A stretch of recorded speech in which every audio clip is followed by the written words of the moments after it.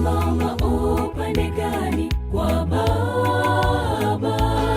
Litakapoitwa jina langu mimi,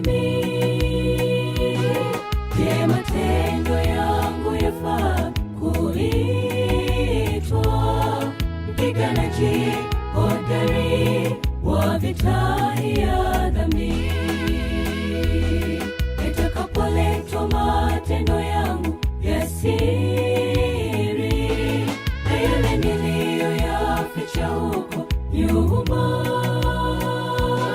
mbele ya kiti cha enzi cha Baba Mwokozi, na malaika wakishuhudia ni kweli na za haki,